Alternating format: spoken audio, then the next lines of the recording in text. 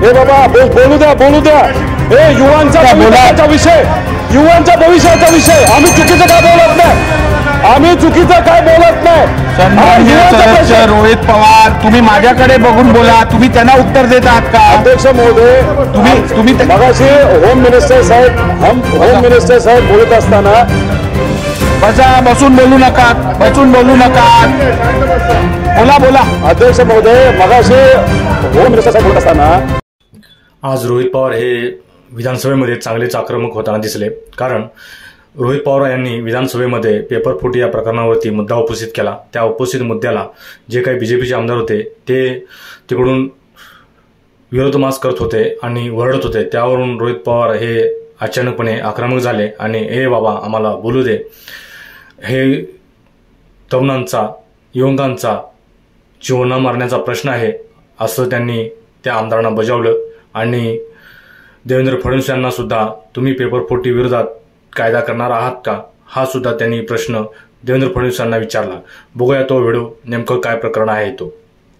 अध्यक्ष महोदय, याच्यामध्ये आपण जर बघितलं, साहेब जाधव साहेब बोलू द्या ना, देशमुख साहेब 2 मिनिटात संपवतो देतो साहेब लगेच। अध्यक्ष महोदय, या प्रश्नामध्ये जर आपण मेन पॉइंट बघितला तर तो पेपर फुटीच्या बाबतीत आहे। अध्यक्ष महोदय, इथं गृहमंत्री साहेब इथं बसलेले आहेत, त्यांना पॉइंटेड प्रश्न जो माझा असणार आहे तो म्हणजे एक तर पेपर फुटीचा कायदा यावा यासाठी युवा असतील, विद्यार्थी असतील, आम्ही सुद्धा आंदोलनं केलेली आहेत। 800 किलोमीटर तिथं चाललेलो आहे, मुख्यमंत्री साहेबांना भेटलेलो आहे, उपोषण तिथं त्या ठिकाणी केलेलं आहे। पॉइंटेड प्रश्न असा आहे की महाराष्ट्र राज्य हे पेपर फुटीचा कायदा या अधिवेशनामध्ये आपण काढणार आहात का, हा माझा पहिला प्रश्न अध्यक्ष महोदय। कारण का सार्वजनिक बांधकाम घ्या, तलाठी भरती घ्या, महाराष्ट्र जलसंपदा विभाग घ्या, मुंबई उच्च न्यायालय घ्या, या सगळ्यामध्ये बोलतो ना, या सगळ्यामध्ये अध्यक्ष महोदय या राज्यामध्ये पेपर फुटलेले आहेत। केंद्र सरकारने जो कायदा आला, केंद्र सरकारचं स्वागत करतो, अभिनंदन करतो, आभार व्यक्त करतो। अध्यक्ष महोदय, त्याच्यामध्ये सुद्धा काही त्रुटी आहेत, पण जेव्हा आपण कायदा आणू त्याच्यावर जेव्हा चर्चा होईल त्याबद्दल आम्ही नक्कीच बोलू। पण अध्यक्ष महोदय, याच अधिवेशनामध्ये हा कायदा येणं फार महत्त्वाचं आहे का याच्या पुढे सुद्धा भरती होणार आहे, त्याच्यामध्ये चुकीच्या गोष्टी घडू नये याची दक्षता खऱ्या अर्थाने आपण सर्वांनी घ्यावी। अध्यक्ष महोदय, होम मिनिस्टर साहेब बोलत असताना कदाचित त्यांच्या अधिकाऱ्यांनी त्यांना हे बाबा बोलू द्या हे युवांचा भविष्याचा विषय आम्ही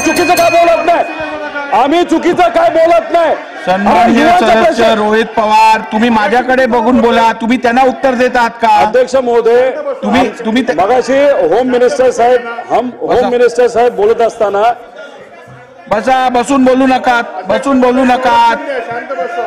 बोला अध्यक्ष महोदय, मगाशी होम मिनिस्टर साहेब बोलत असताना त्यांच्याकडे जी माहिती आली ती कदाचित थोडीशी अपुरी वाटते। कारण का त्यांनी सांगितलं एकच त्या ठिकाणी कारवाई झाली म्हणजे एफआयआर झालेला आहे। अध्यक्ष महोदय, आमच्याकडेच 5-7 तलाठी भरतीच्या बाबतीत एफआयआर झालेले आहेत, ते त्यांच्याच विभागाने केलेत। तिथं जे काही पोलीस आहेत त्यांनी चांगलं काम केलेलं आहे।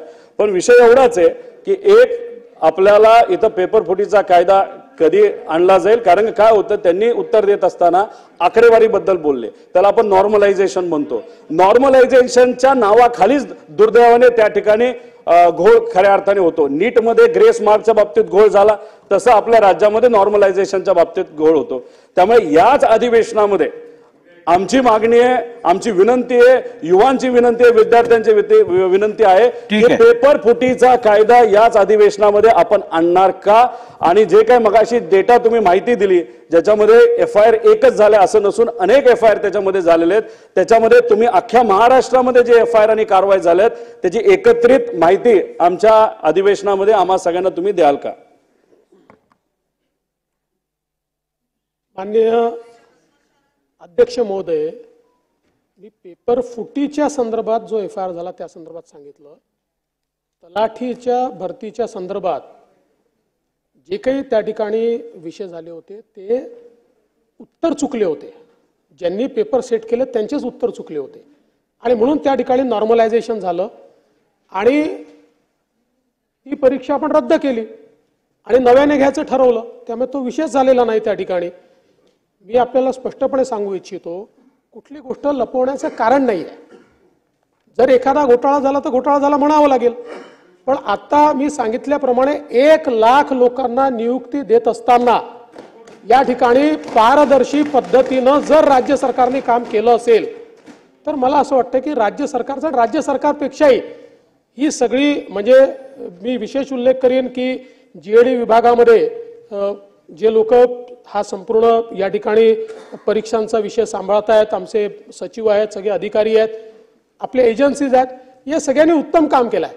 आता हे खरं आहे की एखाद्या ठिकाणी गडबड करायचा प्रयत्न झाला, प्रयत्न आणून पाडला, त्या ठिकाणी जे काही आपल्याला काम करायचं आहे ते काम आपण केलं. पण पहिल्यांदा मला या ठिकाणी रोहितजी हे सांगायचं आहे की हा जो काही नरेटिव्ह तयार करण्याचा प्रयत्न चाललाय, पेपर फूट होते, हे चुकीचं आहे, हे योग्य नाही आहे, हे चुकीचं आहे. या ठिकाणी 1 लाख लोकांना जर नियुक्ती मिळत असेल, हा राज्यात नाही, हा देशामधला रेकॉर्ड आहे, हा देशातला रेकॉर्ड आहे. कुठल्याही एका राज्याने इतक्या कमी वेळामध्ये एवढ्या नियुक्त्या द्यायच्या. त्यामुळे अध्यक्ष महोदय, आणि निश्चितपणे अध्यक्ष महोदय, पेपर फुटीच्या संदर्भातला केंद्र सरकारने कायदा केल्यानंतर राज्य सरकारने देखील तो कायदा करण्याचा मनोदय हा मागच्याच अधिवेशनामध्ये घोषित केला आहे. त्या संदर्भातली आमची कारवाई चालली आहे. मध्यंतरी काही जे काही आमचे युवक नेते आहेत किंवा जे या परीक्षेच्या सगळ्या गोष्टींमध्ये काम करतात अशा सगळ्या लोकांची आमची चर्चा झाली. एक डेलिगेशन देखील माझ्याकडे अभिमन्यू पवार देखील घेऊन आले होते, त्याच्या संदर्भातली चर्चा झाली. आणि त्यावेळेसच मी त्या डेलिगेशनला देखील सांगितलं की आपल्याला हा पेपर फुटीचा कायदा करायचा आहे, माननीय मुख्यमंत्र्यांनी सांगितलेलं आहे.